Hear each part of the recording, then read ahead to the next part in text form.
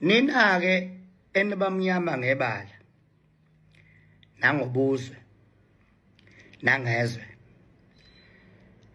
izazini-ke inhlobo ezintathu zepolitiki ekhona.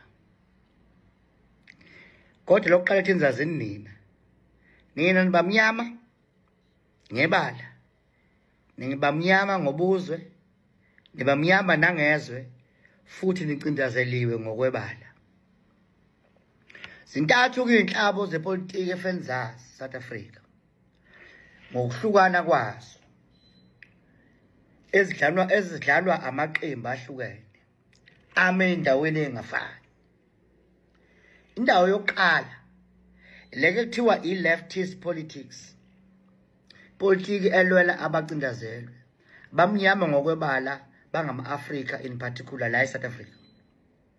It's a leftist politics. Politiki ethi asihwebelane ngokulinganayo ngezomcebo wezwe, ngezamalungelo, ngezokuthola usizo luqhamuka kuhulumeni. Yakwa left ke lo politiki ethi umuntu omnyama naye umuntu angibukelwa phasi, akahlonishwa amalungelo akhe, futhi akanikezwe amalungelo akhe njengoba kwenzeka kubelungu. Ipolitiki ya left ke leyo. Ngizeshiya le phana indawo zogcina ngabe yona interesting kakhulu. Bese khona ipolitiki eka right eyongxiwa nkulu yabelungu. Bathi mhlophe thina ngenxa yaloko fese benamalungelo angaphezulu kwabamnyama. Soka kudeke nawazi umlando. Jan van Riebeeck, Dutch East India Company, 1652, 6 April.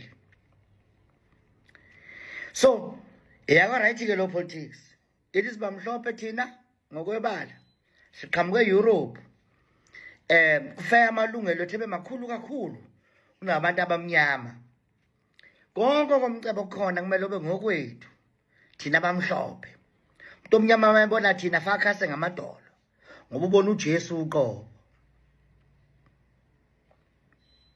Umuntu omnyama akaphila isidima esingangesenja, akangahlonishwa futhi akangayihloniphi kwayena ngoba kayena umuntu njengathi thina bamhlophe.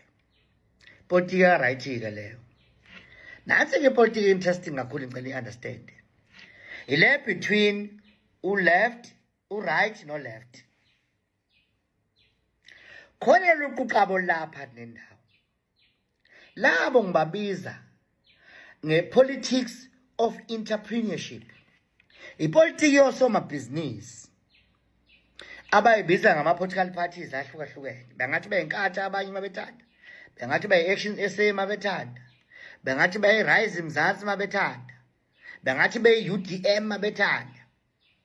Yilezi lapha nendawo esiphusha ibhizinisi ngokwezepolitiki.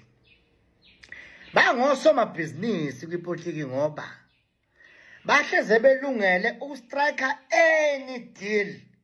It doesn't matter whether it favors the left side of politics or the right side of politics, as long as one are getting something. Inkatha ke leyo, UDM leyo, i-Rise Mzansi leyo, i-ACT leyo, Action SA leyo. Ipolitiki yabo eyokudayisa khona bezothola abakufunayo, and abantu are not concerned whether you're on the left or you're on the right. Beka wena into ethize etafuleni bebona. Angibale futhi nesadesmo no sadesmo yini lento lena NFP ka Ivan Bansi. Naye ungathi usomabhizinisi kwezepolitiki. Uthi bekani iqatha la ngibone nikhuluma ngani khona ngizovotela nina. Which means leze phana ndawo.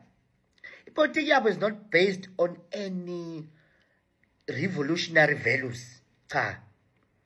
Politiki yabe best ekutheni ubani osinika ama-slashes amaningi sinkwa. Ubani osikela ivenge elikhulu.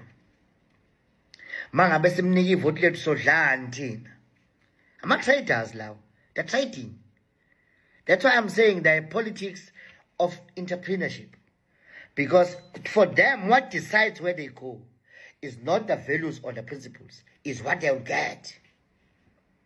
Yazini-ke nina-ke enithi nibamnyama nicindezelwe nifuna inkululeko ukuthi uma uthatha ivoti lakho unika any of lama political parties engabalile akwimeli ungumdayisi kuphela ungakwazi ukuthi uzidayisa wena uqobo ubanika nje amandla okuyobhagena ukuthi bayawathola nama blue light bayathola nikhundla kuhulumeni bayaya kulama conference amakhulu nama hotel amakhulu nama eyikhwama lezi manje zasehulisi ilapha epolitiki nginitshelana nazi ukuthi uma nebavotela lapho ningaba blame kusasa ngoba niyafana nabo umehluko phela nina nidayisa nina bona bayidayisi ke bona baphusha isimongolo sabo and they are doing well siyababona ama blue light naseParliament sayibuka ibehavior yabo nolimi labo siyalalela omaluma bephephetha okuzovela nganididile ukuthi kwa right la kudlalwa khona ipolitiki yongxiwa nkulu sino ANC ukhongolose ne-DA kuthi ke lapha ka left ngicina ngabo laba phakathi lapha ngibathanda kakhulu lapha kwa left kwipolitiki yabamnyama abafuna inkululeko sinomkhonto wesizwe party oholwa upresident Jacob Gedleyihleke Kisazuma othi ngeke siyivume lento yokubuyelwa phansi umuntu omnyama phoqa into zakhe mazibuyele kumuntu omnyama into zakhe ngokushayesha including land nesidima somuntu omnyama neeconomy uqobo kuthi laba balapha phakathi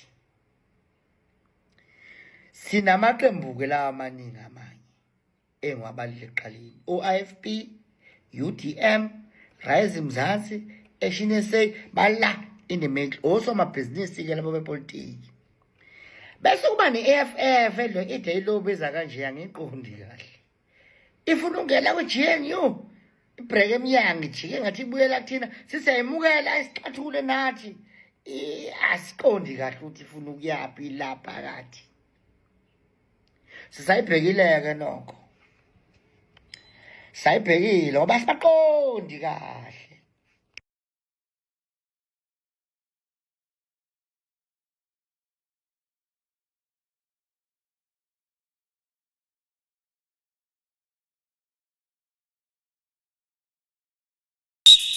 Au.